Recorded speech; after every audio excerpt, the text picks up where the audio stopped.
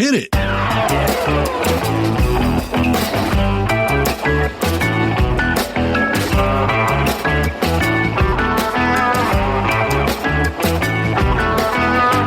Welcome to the Short Horror Beercast. I'm Paul. And I'm Alec. Let's start with cheers. Cheers, buddy. Cheers to you. Cheers to all. This is what we do. We pair beer with the stories that we cover. And I think you had a little bit of trouble coming up with something, but what did you come up with? I had a hell of a time. Okay. Like you just said, so people are clear, we go down a lot of different roads to discover the right pairing. Yes. You know, you find out all these weird things along the way. Mm-hmm.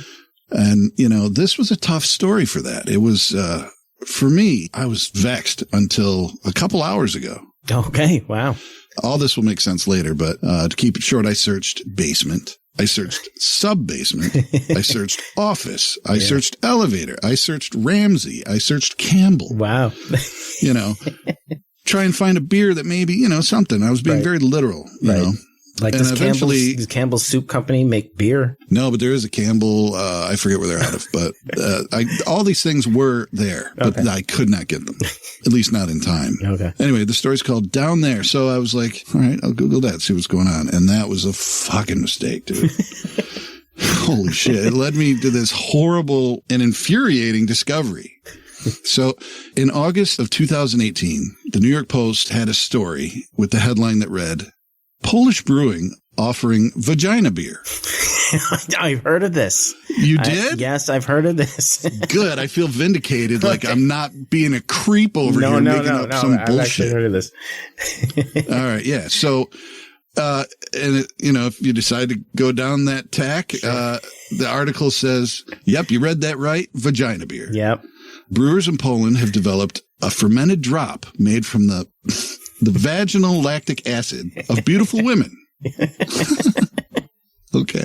So the Warsaw brewery called the Order of Yanni launched the lager in the Polish city of Katowice on July 28th. Okay. And according to Wikipedia, Yanni spelled Y-O-N-I. Right. It's the Kama Sutra Yoni or Yanni. It's not Yanni, the Greek. It's not the keyboard guy. That's what I thought. I thought that too. It's crazy.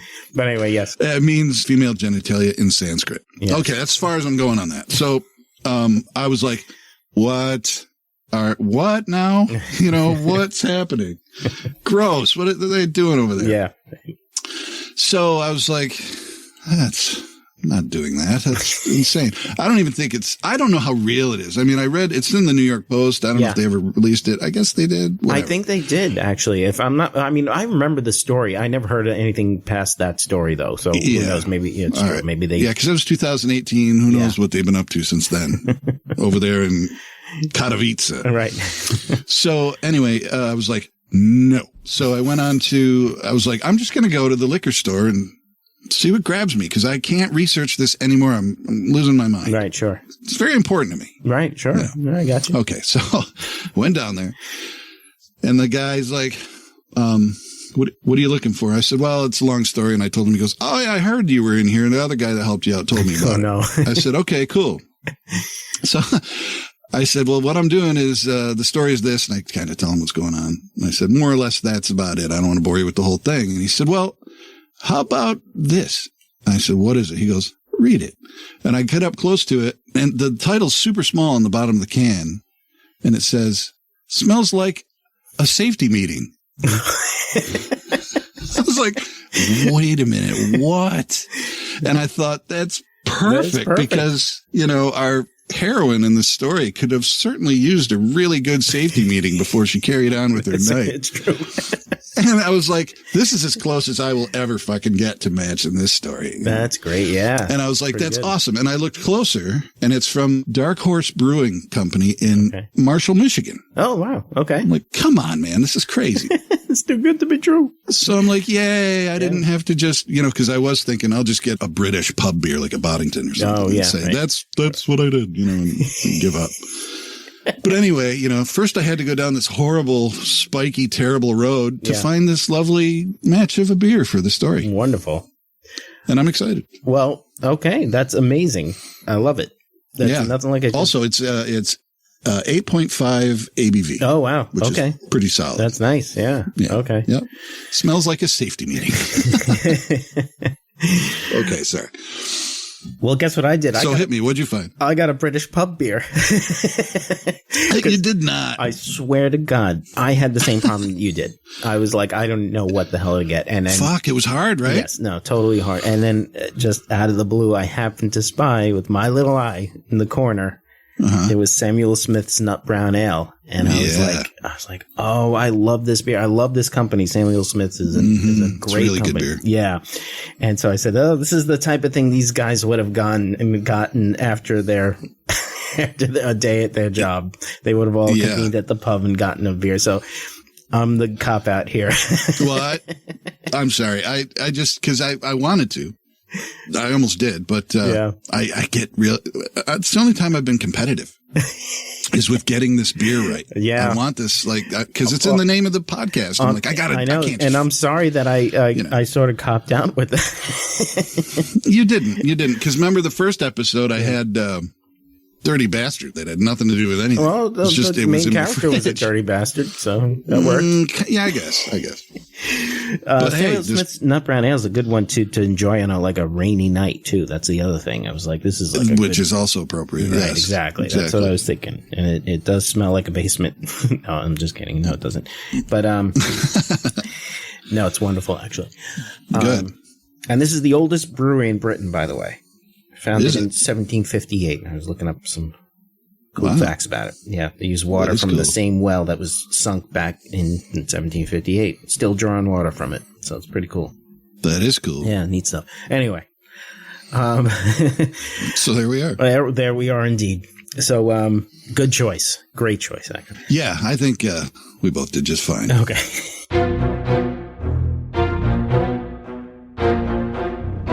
Down There by the great Ramsey Campbell, published in December of 1980 in Weird Tales #1. And this is not to be confused with Weird Tales magazine. This was actually a series of, I think it was 4 paperbacks edited by Lynn Carter, a fantasy writer. Weird Tales magazine had given him license to use the name, and he published 4 collections of stories using the Weird Tales brand. And so he solicited a story from Ramsey Campbell. It was called Down There.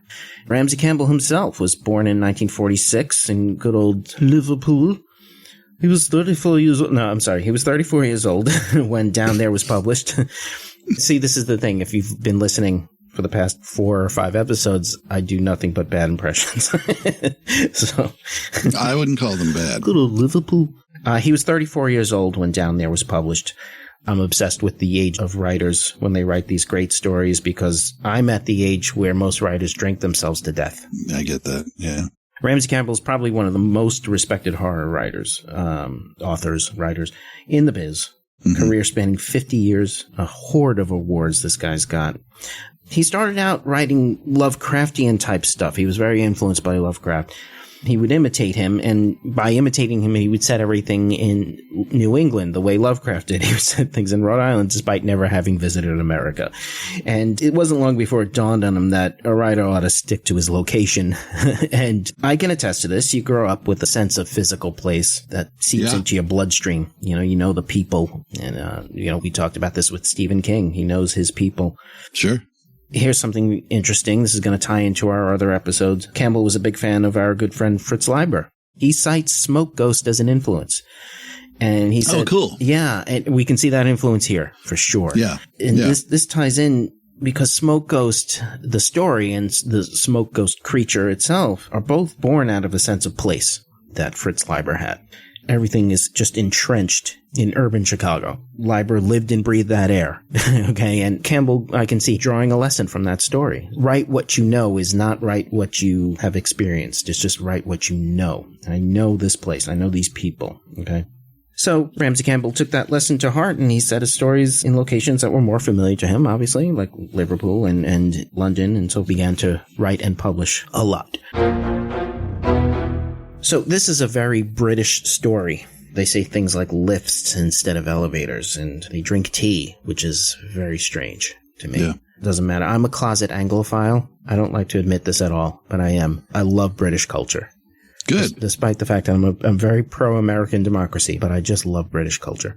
There's a lot to love about it. There is, absolutely. I think it's the oldness of it. I love things that are old and preserved. You know, there's just so much of the place is just dripping with history, and I've never been there, for Christ's sake. Have you been to the UK at all? I have not. Yeah, I highly advise it. Yes, you did the old Scottish tour, right? Yeah, I went to Scotland for our honeymoon. Yeah.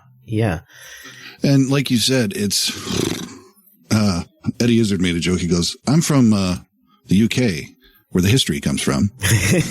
Right. You know, it was great. And he's absolutely right, because you'd be leaning against a building that's from, 11 whatever.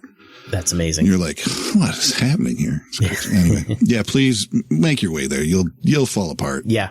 You'll fall apart. Let's get into it.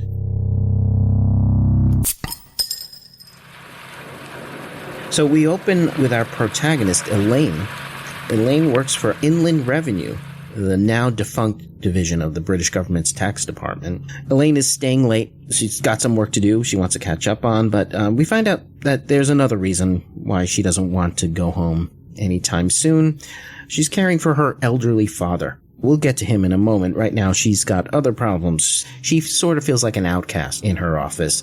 These are unionized employees. The union rep, in her view, has been kind of a jerk to her, calling her the employer's weapon against solidarity and so forth. I had a little more sympathy for her here because I've been in the position on a job where you have drama going on at home. And you're like, I will do this shitty job right now and do it all night if it means that I don't have to go home to that drama. Okay? Yeah. So I get this, that she's staying late, and maybe she doesn't exactly want to stay late, but she's got nowhere else to go. It's a rainy-ass night. It's terrible. It's a terrible night. And she's in this terrible job, but at least it's giving her something to focus on. She's got this old man at home that is obviously needs a lot of care. Yeah.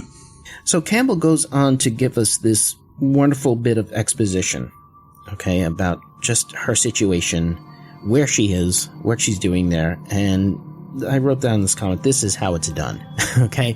You don't do an info dump. You give little bits here and there, perfectly woven into the narrative, okay? And it's not all you need to know. It's just enough for now, and that and any other info we're given will be perfectly utilized by the end of the story, you can be sure. I mean, this technique is done by a capable writer. So it turns out the office had to move to a new building. There's only one working elevator. The other one just went rogue one day and plunged down into the sub-basement. And then we get these two back-to-back descriptions of setting. Okay, first we get a setting of the scene outside the office. This is a cold, drizzly night in November. From what I hear, it's a typical night in England. Campbell says the warehouses outside the windows looked like melting chocolate. It's just a wonderful description because you can see just the rain coming down and it's just making everything outside all smeared and drippy. It's beautiful. It really is. If you're a fan of rainy weather and stared out a window, you see it. Yes. You can picture what he's talking about. 100%. Yeah. Now that we know what it's like outside, he then shifts us inside. We get this beautifully wrought picture of the office in a kind of auto motion. It's this very long office space, and there's file cabinets lining each wall, I'm picturing. Rows of them. So there's also a flickering fluorescent above. Right. Definitely casting the mood. Yeah, for sure. The smell of the place is of like old dust and paper. Yeah. It's fantastic. Which is, very evocative. You can picture that. Absolutely. Elaine's coworker, Steve, comes over and he makes a little small talk with her. She just wants him to go away. She says she's feeling hot. And that's Steve's chance to bring up Mr. Tuttle, the building's caretaker. Okay? We're going to talk a little bit about Tuttle. Who is Mr. Tuttle in your eyes? If I had to compare him to anyone real, I'm not sure. But he's a caretaker who he's apparently a day drinker and at work drinker. Yes. Who's some sort of colossal slob who leaves like half-eaten food laying all over the place. And it's like, I'm not sure what this guy's up to or how he's still got a job, but I don't know anyone who could do that and leave food laying around and say, I'm the caretaker. Right. Exactly. What? Are you a fan of MASH? Sure. Okay. I don't know if you remember, there was an episode, I think it was from the first season, an episode called Tuttle. And it was Hawkeye had an imaginary friend as a child that he called Tuttle. And I forget what they do. They cook up like an actual fake soldier, and they're able to bring him to life by just whispering about him everywhere all over the camp. Like, oh, yeah, that was Tuttle's doing. Tuttle did this, Tuttle did that. You know, and everybody starts to like revere the guy because he's responsible for all these wonderful things. I can't remember what the thing was. I think, it may have been like they were trying to get supplies on the black market or something, and he used the name Tuttle or something. I can't remember what it was, but. Oh, that's cool. Yeah. So it was like, oh, Tuttle is such a great guy, and, you know, everybody loves him, but he doesn't exist at all. And Hawkeye said it was originally, the name was just, the imaginary friend was the one he blamed everything on, you know. It's like, who broke the window? Oh, that was Tuttle. Tuttle broke the window, you know. So, that's Tuttle. Whenever I hear Tuttle, that's exactly what I think of. That's great. So Elaine is watching the indicator light on the elevator as Steve descends toward the sub-basement in order to find Mr. Tuttle. And she thinks that perhaps the discovery of the cache down there is what made Tuttle so careless with his food, okay? Now, what does she mean by that? Well, this is cache, C-A-C-H-E, okay? Just some sort of trove of something down there. Turns out that the guy who designed the building was kind of insane, okay? I don't think he was Evo Shend or insane. Right, yeah. Was that a Ghostbusters? Yeah, Ghostbusters reference. But he was actually insane. Elaine surmises he built the entire thing as a disguise for the sub-basement, which he designed as kind of like an underground bunker. Maybe he was thinking of a nuclear holocaust or something he could, you know, and he's built himself this thing and then built a building on top of it. And he kept this whole stash of food down there. And over time, it began to rot. And it really rotted pretty bad down there. She looks at the elevators again. Campbell says, the numbers were counting upward slow as a child's first sum. That is so good. Steve returns and he reports on the sub-basement. Neither one of them has ever been down there. Steve says it's as big as 2 football fields. It's crazy. Yeah. And that is football European, not football American. Yeah, right. So the pitch is even bigger. Right, exactly. He says, you know, you want to come down there and take a look? It's pretty crazy. She says, no, I'm not going to go there. And Campbell says she'd felt a start of delicious apprehension at the prospect of it. I think that's a great line to describe a character's emotional state. Yeah. Why would she feel delicious apprehension, you know? Is it a curiosity about the sub-basement? Is it a curiosity about Steve? Who knows? I think it's like I don't care for him, but I care for the fact that he might care for me. Right. Like a weird, I don't know, like a weird sort of pleasure in the fact that someone wants to show you something that they think is cool. You don't care for them, but you're like, oh, I can tell they care. Exactly. Yeah. And, you know, I wrote down that it might be morbid curiosity about the sub-basement, but I don't know that, you know, it could be that too. Morbid curiosity is a pretty decent motivator in horror stories for sure. Absolutely. Absolutely. Yeah. So Steve says, by the way, did you hear what happened down there when they were cleaning up all the food? Tuttle told me, but I don't believe him. And Elaine doesn't want to hear anything about it. You know, Tuttle's been pissing her off lately, leaving his food everywhere. So Steve finally leaves her alone. She's able to focus on her work, okay? Again, I get this as an introvert. I like it when people leave me alone to work on my stuff. Okay? Sure. So when somebody finally goes away and stops talking to you, it's like, oh, thank God. Okay. Yeah, focus. Now, Campbell gives us this gorgeous use of sound to describe the noises of the office. The sounds of the office merged into a background discreet as music.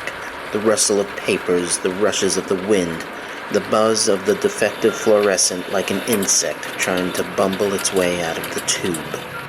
I'm going to keep saying it. The uses of all the human senses. Yeah, for sure. You know, any good writer will give you all 5 senses. Nothing will put you inside a story quicker than that. Absolutely. It's so good. Elaine soon can't concentrate. She's thinking about food, but not in a good way. She's remembering the time she discovered an ancient pack of sandwiches Tuttle left in the break room garbage. I have to break here for a second because now I'm going to try to disguise names. I used to work in a stockroom. I was a stockroom manager for a retail company. And there was an early morning shift that came in before I got there. Okay, so they were there for about 2 hours before I got there. Okay. And the leader of that shift used to leave a fucking banana peel in my garbage. Okay. And I would come in 2 or 3 hours later and smell this awful smell of, used banana. And it got so that I would do these passive aggressive things, like I'd take the peel out. And so he would stand at this computer at his little station and just type a bunch of bullshit. And so what I would do is passive aggressive thing. I'd take the banana peel and go and put it in that garbage that was over there. And so, like, when he wasn't looking, I'd sneak over there and throw it in there so that he'd just start to smell it after a while. Eventually it stopped. Good. But, that shit's maddening. I'm also going to break for a second. I might just cut all this out, but I have to tell you, you're going to love this. So I'm obsessed. This is a weird little fixation I have about employee break rooms. And this started on long car rides. Just, when you get really bored and road weary and you just start running at the mouth saying weird shit. And sure, yeah. We passed this industrial building and I said, I wonder what their break room is like. And I said, it's probably like all break rooms. I said, in the fridge especially. The fridges are always the same in every break room. There's always like a bunch of mustard packets sitting on the shelf. Yep. There's a water that somebody opened and drunk about a third of, right? Mm-hmm. It's been there for months. Maybe there's always one brown paper bag with a note on it saying "keep off." Yeah, right. Yeah, exactly. Something. Right. Leftover birthday cake for an employee that no longer works there. Yep. Yep. So, we went into New York City and we actually drove. We never drive there, but this one time we drove and we parked in a parking garage. When we were leaving, we were waiting for the guy to get our car. And just off to the side, there was this tiny little space carved out that had like a card table and a fridge. And I was like, oh man, these poor guys, that's probably their break room. And of course, ding, ding, ding. I was like, oh, that's their break room. and I was like, I have to look in the fridge. And I opened up the fridge. And there was just a giant bag, see-through bag of apples in there. And that was it. There was nothing else. I was like, oh man, this company gave them apples, or maybe some very compassionate fellow employee brought in apples for everybody. I don't know, but that was the only thing in there. I felt very bad for them. But it confirmed my suspicion about employee break rooms. They're just they're very strange places. I'm sorry. I love that once the light went on, you're like, oh fuck, I gotta go look in that fridge. I gotta see what's in there. My wife was like, no, please don't. Dude, that's so awesome. I love it. It's so great. I don't know. I can't even get into it. That's a great thing. You're like, oh, look, break room. Yeah, right. I'm going to look in their fridge. It was like I had this, it was a little like portal opened to like another dimension. Stop! It's a break room. You're right. It's like keep the portal open while I step into this other dimension. Keep the car running over right. Oh, dude, I don't know why you just killed me with that. It's so good. It's so great that you just. I probably revealed a lot about myself. No, dude. I'm not making fun of it. No. I'm fantastic. I'm saying somebody out there is probably gonna hear this and be like, "Oh, Jesus Christ, that says something there." But nah, who cares, dude? It's great. We're all fucked up. Are you kidding me? I'm a mess, dude. Come on, it's the best part of everybody. All our weird whatevers. Yeah. Oh, yeah. No, I have neuroses that haven't even been cataloged yet. So, all right, but we digress. So anyway, Elaine hears something like a wet mop being dragged across the floor below them. Okay, they think, all right, maybe Tuttle's finally pulling his weight after all and doing some cleaning down there. The cleaners, by the way, refuse to work in the building until it's been made thoroughly safe. Okay? Yeah. A little clue into what kind of predicament they're in right now. And Steve says, no, he probably spilled his bottle of booze and he's trying to mop it up before anybody discovers it. I'll catch him. Right? And he leaves her alone again. And now everything's getting to her. The heat, the stench. She goes and opens the window. It's just nasty outside. It's raining like crazy. The wind is about to whip her right out into the storm. Now, they're on the 6th floor. And she looks out. She can see straight down to the fire escape on the 5th floor because the one on the 6th floor is missing. Okay? She's thinking, God, if I ever had to escape, I'd have to jump. Imagine slipping on that fire escape down there. Just before she closes the window, she notices something in the windows of the warehouse across from them. It reminds her of a maggot writhing in food. Okay? It's a nice little state of mind she's in. Okay? For real. But then she's like, no, wait, it's not in the warehouse across from me. It's in her own building. She's like, it's just reflected in the warehouse windows. The windows are dark and the rain is coming down, and she figures the thing she saw is probably Tuttle, probably a reflection of him. And Steve returns, and we get this really neat glimpse into the dynamic between the two of them. Okay, she's like, you didn't find Tuttle, did you? And she imagines that he probably feels like she's spying on him. She's very self-aware here. He slinks back to his desk, and to make up for her attitude, she says, okay, would you like some tea? She says, you fancy some tea? Okay, and this is Britannia for you. Yeah. I am London before the Daily Express. Yeah, that's an inside joke we're not going to let out to anyone. Absolutely not. No. By the way, there are 2 brands of tea that claim to be Britain's most popular. This is part of my research here. There's Taylor's. Is it Earl Grey? Yeah. No, it's Taylor's of Harrogate's Yorkshire tea. That's one that claims to be the most popular. Yorkshire tea is an actual blend. The other answer you get when you research this is a brand called PG Tips. Okay, Peter Gabriel's Tips. Okay, it's that's the brand that's either the most popular or the second most popular. So, wait a minute, you're not saying it's actually Peter Gabriel? No, no, it's just called PG Tips. Because that would be really bizarre. That would be really bizarre indeed. No, it's just PG Tips. So okay, make with that what you will. I mean, I'm just here to educate. So. I like it because I said, well, Earl Grey, but that's just America trying to be British. Right, I guess so, right? Yeah. And I've heard the tea there is more like brown water. Okay. Which is like, I'm good. I'm going to pass on brown water. Thank you.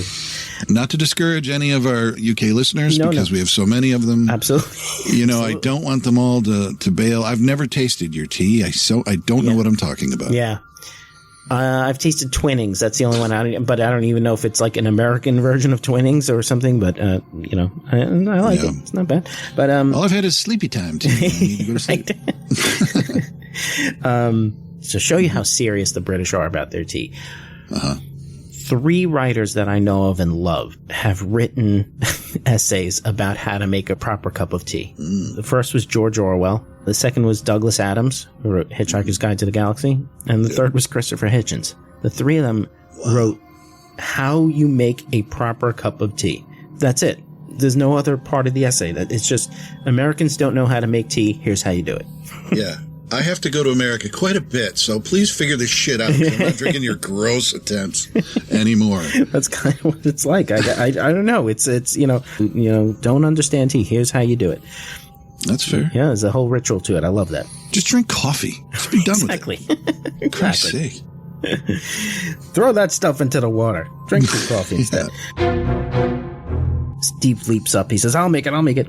She's wondering why he's so eager to please her. This is another great little dynamic. What's going on here? She's thinking maybe he just wants to creep up on her and scare her. She says the way her father used to pounce on her and make her shriek when she was little. That's an interesting little tidbit. That might be why she's so weird and jumpy and on guard all the time. Yeah, I love that. Because I think that's all Campbell says about this. He doesn't say anything else. It's just father used to pounce on her and make her shriek when she was a kid. Yeah. So she looks over and Steve is standing at the open shaft of the busted elevator. He's looking down and he appears to be listening to something. She thinks maybe he wants to sneak up on Tuttle. She gets her tea and it tastes like ass. She figures maybe it's absorbed some of the Tuttle stench. That's bad. So your brown water is bad enough, but now it's absorbed the Tuttle stench. Tuttle stench. God, I hate Tuttle stench. Right. She sees that Steve left the door of the lobby open and the smell is still drifting in. She's like, oh, God. All right, she gets up to close it with one hand because the other is covering her mouth. And then she goes to the elevator shaft where Steve was listening. He's gone now. She goes over there. She looks down, and it's pitch black. And she thinks maybe her eyes are playing tricks on her. Is that Tuttle she sees down there in the shaft? No, it's not. She thinks that she sees something else. She thinks a fat, pale monkey on a stick. Like... Excuse me, what? Normal stuff. Just that stuff. Is that a carnival snack? A fat pale monkey on a stick? That's the one I'm skipping. So she goes back to her desk, and Steve is acting very strange. He asks, "How's your father?" out of nowhere. She says, he's all right. They got a whole bunch of large print books down at the library, and she's trying to kind of brush him off. Why is this guy talking to me? And he says, "Oh, yeah? Is he okay on his own?" She says, "Well, he's going to have to be. I have to work here." She's getting quite annoyed with this. Yeah. And finally he comes out with it. He says, "Well, why don't you maybe knock off so you can go home to him?" He says, "I won't tell anybody." And she's like, "All right, he's waiting for a girl." Okay. Right. And he wants to be alone in this office building with a girl. Steve goes over to the window. He leans out, and then he slams the window shut, and he hurries to the one working elevator, and he disappears. And she's thinking, all right, maybe the girlfriend's waiting downstairs, either Tuttle's asleep or he's drunk. He won't let her in, so Steve went down there. Okay, makes perfect sense, right? A few minutes later, she hears these soft sounds by the elevator. And then out of her peripheral vision, she can see Steve staring at her through the lobby window. Okay, the asshole's waiting for her to look up so he can scare her, right? And she's not about to give him that satisfaction. And then she notices again, out of the corner of her eye, that Steve's face is pale and very fat. We talked about this, I think it was in the Fritchin episode, I'm not sure, or maybe it was in Smokos. I can't remember. One of these stories that we covered, we talked about when the tricks that your mind can play on you when you're alone. Yeah. And I said, one of my fears is just hallucinating. Like, just knowing that your brain can cook something up that terrifies you is really upsetting. Yeah. You're at the mercy of your own imagination. Yeah, always, right? So she looks up finally, and there's nothing there. Right there. That to me is why it's not a neurotic like, oh, your brain made something up. Mm-hmm. There was fucking something there. Yes. I think. Yeah. And it's like, oh, I don't want to look up. It's him, whatever. The whole time there's some other goddamn thing staring at her. Right. That to me, that's when we're getting to the meat of this shit. Yes. That's when I start going, oh, this is getting good. Yeah. This is getting good. Yeah. And like I said, I think my fear is in that moment. It's in that moment that you discover the thing's not actually there. And that's what causes that kind of cognitive imbalance.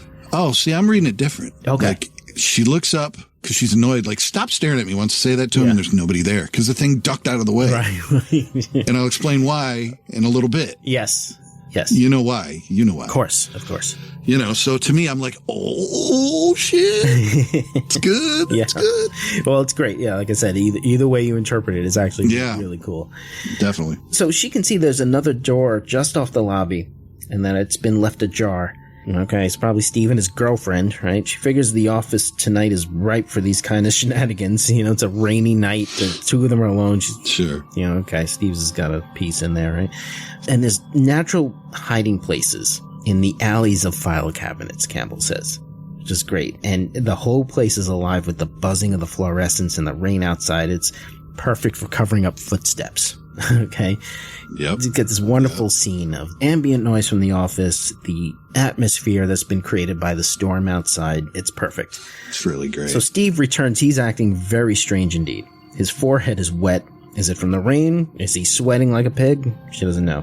He's bouncing from file cabinet to file cabinet, ostensibly engaged in busy work. Just very strange. And she's just getting annoyed now. Finally, she asks him what's going on. And she kind of feels sorry for him now. She's been playing a little passive-aggressive game with him. So she kind of switches tone. She says, all right, come on, you can tell me, you didn't go down to see Tuttle, right?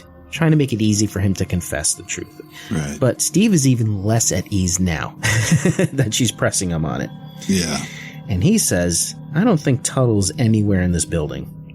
As a matter of fact, I think he goes home as soon as the building's empty. And furthermore, there might be something else in the building with us.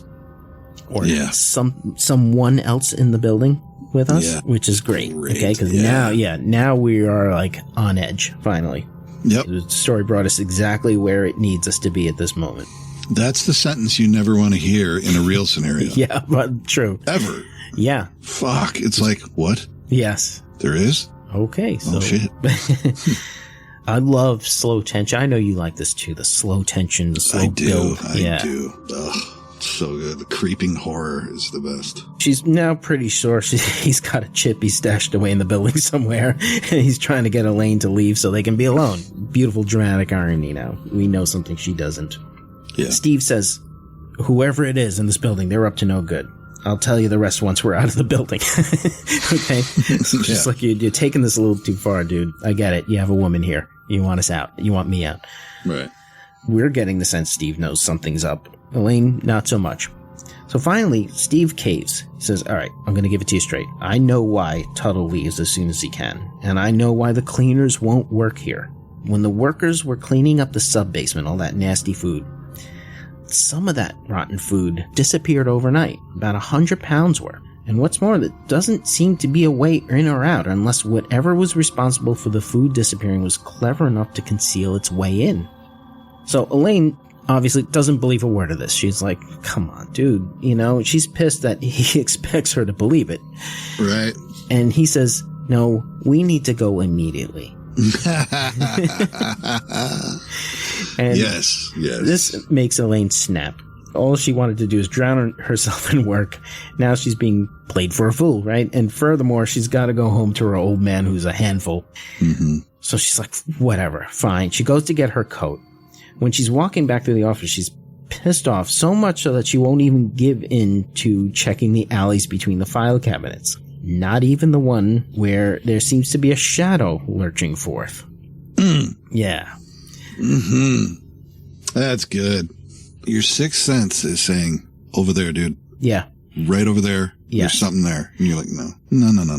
Yeah. You would think that with all this paranoia in the office, she'd be like looking between. And she's like, no, I'm not going to do it because you know what? That's what life wants me to do at this moment, is to be paranoid. And I'm not going to do it. But, you know, in the corner of her eye, she sees that there's something kind of lurching from the shadows of one of these file cabinet alleys. Lurching is always a good word. Yes, it is. Absolutely. So she just thinks to herself, okay, it's just a shadow from the faltering lights overhead. Now, where's Steve? Well, he's nowhere in sight. She looks at the elevators. The doors of the busted one are wide open. Who opened those? She doesn't know. Maybe they opened when he called up the working elevator. Maybe the buttons are connected. Okay, she's got an excuse for everything here. As you probably would. You're trying to just make some sense out of weird things that are happening. The call light on the elevator was still lit up, which means the elevator hadn't arrived yet, which means Steve couldn't have taken it down. Okay, she's being a little Sherlock Holmes here. Yeah. She makes herself go to the busted elevator shaft and she looks down. There, she can see the elevator car down at the sub-basement where it had dropped one day. And something is blocking the trap door on its roof. Yeah. Turns out, as you said, you sent me the message saying it's a bad day for Steve. Because it is indeed. It's Steve's lifeless body lying there. His mouth is gagged with something. She thinks it looks like a wad of dough, except that the wad of dough has fingers and a thumb. Right. Now I'm done. I'm like, wait a minute. Wait, what? Yeah. You know, at this point, I'm going, I don't know what that is. I've thought about it. I'm like, I don't know. Yeah. What that is. So finally, before she has a chance to really process this, the working elevator arrives. And she rushes to it's just like, I don't even want to know. I'll get to that. I'll think about that crazy shit later. And just think about it. She's been making excuses all this time. Okay. Oh, it's just the lights. It's just this, it's that. Steve's got a girl, whatever. And then finally she sees that. And what kind of cognitive shift kicks into gear at that moment where you're just like, oh, all right, I got to get out of here. Yeah, I'm out. You know? I'm good. The working elevator arrives. She rushes to it because she could have sworn there was something else in that disused shaft. Was there soft movement in the disused shaft? A chorus of sucking? Like the mouthing of a crowd of babies? Wonderful. Ugh. Yeah. Wait a minute. You gotta break that down. It's weird. Yeah. Like the mouthing of a crowd of babies. Yes. Well, actually, a chorus of sucking. A chorus of sucking. It's like, what's happening in that? What? No, I don't like. That's every Poison album. Nice one. Yeah, no, I don't know. I read it and I'm like, that's fucking gross. That's super gross. And I don't understand it entirely. No, yeah. It's very effective. Something absolutely that I do not want to see is on its way up the elevator shaft. You made a Simpsons reference in our last episode. Do you remember the one where they did a little spoof on the birds? Because it was all the babies in the daycare. Yes, I vaguely remember it, but yes, it was great. Thousands of babies sucking on pacifiers, and you just hear all the sounds at once. I think even Homer says, so good. Homer goes, "Oh, babies." Yeah, Homer is my spirit animal, I'm telling you. That dude, the greatest. All right, so Elaine steps into the elevator, and wouldn't you know it, the lights go out, the doors close, and she's just encased in total darkness now. Fuck. The elevator now begins to drop, and she's fumbling in the dark for her lighter. She flicks it just as the elevator reaches the 5th floor and the doors open. And remember, this is where she thought she heard Tuttle mopping the floor. Right. But the place is completely abandoned. So the doors close again. She thinks, well, the elevator's malfunctioning. The least it can do is stop at every floor. Her lighter isn't doing any good right now because all it's doing is illuminating how cramped the space is. Right. It's a claustrophobic nightmare. It's wonderful. Yeah. She sees something moving beyond the doors just before the elevator drops again. There's something moving in that little crack where the doors meet. She gets to the 4th floor, the doors open. The 4th floor is a carbon copy of the 5th. The doors close again. All of a sudden, the elevator shakes with a thud. And she surmises that something has dropped on top of it. Oh, god damn. Yeah. And it all comes together. Steve wasn't trying to scare her. He was trying to warn her. Mm-hmm. It wasn't Tuttle she heard. Whatever it was that she heard was now on top of the elevator. And it was fumbling at the trap door. Ugh. Yeah. So now the elevator reaches the 3rd floor and it keeps going. She's like, oh, great. It's the weight on top of this thing. And that elevator's going and going and going. Eventually, she's going to arrive at the sub-basement. That's never a good thing. Not in this story, anyway. But before she can totally come to that conclusion, the trapdoor comes loose and a hand comes reaching down. It was the color of ancient dough and looked puffed up as if by decay. Patches of flesh were torn and ragged, but there seemed to be no blood, only grayness. Jesus. Yeah, and yeah, that's what you don't want to see. The hand retreated through the opening, scraping the edge, and a huge vague face peered down with eyes like blobs of dough. I don't even know what I'm picturing there.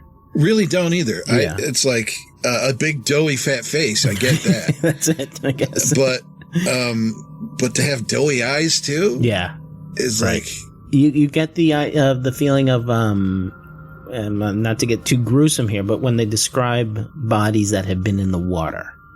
Oh yeah, and they're just puffed up, and the bloated. The flesh around the eyes is completely closing off the eyes. That's you hear that, and that's sort of what I'm thinking of here. Yeah, because I can't really articulate any other way it could look. I mean, other than 2 big blobs of dough stuck to a bigger blob of dough. Right. It's like, what's that? Pillsbury Doughboy from hell. It's the Doughboy's drunk uncle. I don't know. Right. The Doughboy on a bender. Yeah. So the elevator finally stops and the doors open and Elaine is in the sub-basement. She likens the expanse of darkness to the mouth of a sewer or a mine. And now the stench of rotten food is just completely unbearable. A rat comes charging out of the darkness. Okay, it's nasty, but she's got bigger problems. She tries to focus, but the rat runs past her. And then she can hear something, probably what the rat is running from. Campbell describes it as a spongy rush. What she sees is just a flood of white bodies that are doughy and glistening and just gross. And they all dive on this rat and are like basically just tearing each other apart trying to get at the rat. Yeah. And Campbell says hunger was their only motive, ruthless and all-consuming. Yeah. She surmises that they've only had soft, rotten things to eat down here. And then she says, but they're probably learning quickly. They're learning that things that are alive and warm are probably really delicious. Yeah. So she starts to pound the elevator buttons like a mad woman.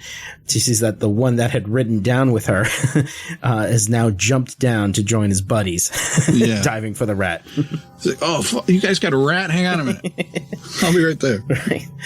So now the elevator jolts back into operation. She thinks that maybe it was the fact that the thing had jumped off and relieved it of all its excess weight, but whatever. It's great. The elevator's working.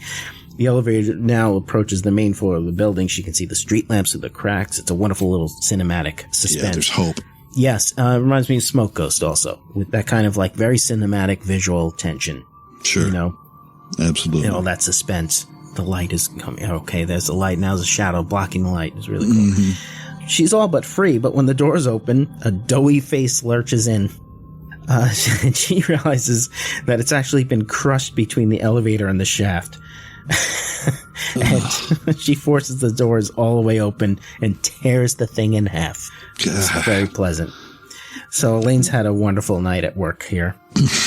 As she leaves, she can hear the body thump to the floor of the shaft, only to be met by a soft, eager rush. Oh, rough. So bad. And now we get this, the end of the story.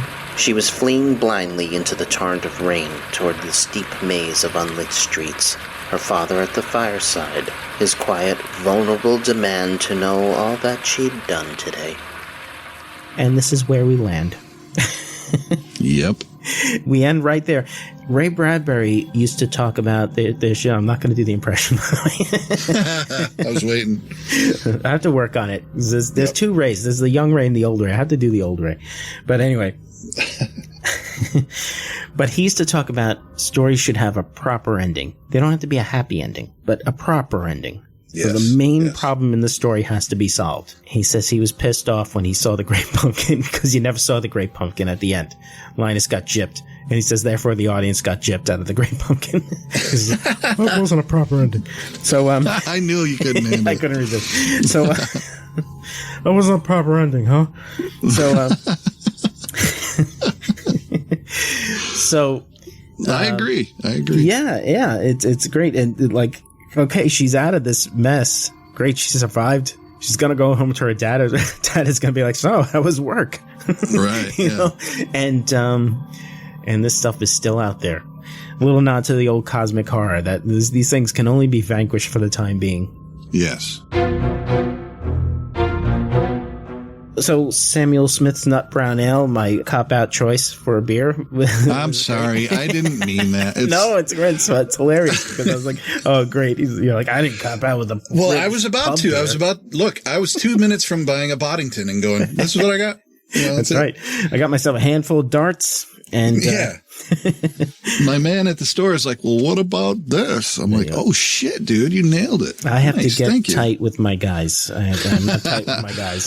I'm not tight with them. They just come through, these guys. They just know their beers. Great. He's like, you want this one with all it's a bizarre can too, dude. It's got these noses on it with legs coming out of the nostrils and their arms are up in the air and there's chickens running around and hop buds flying all over the place.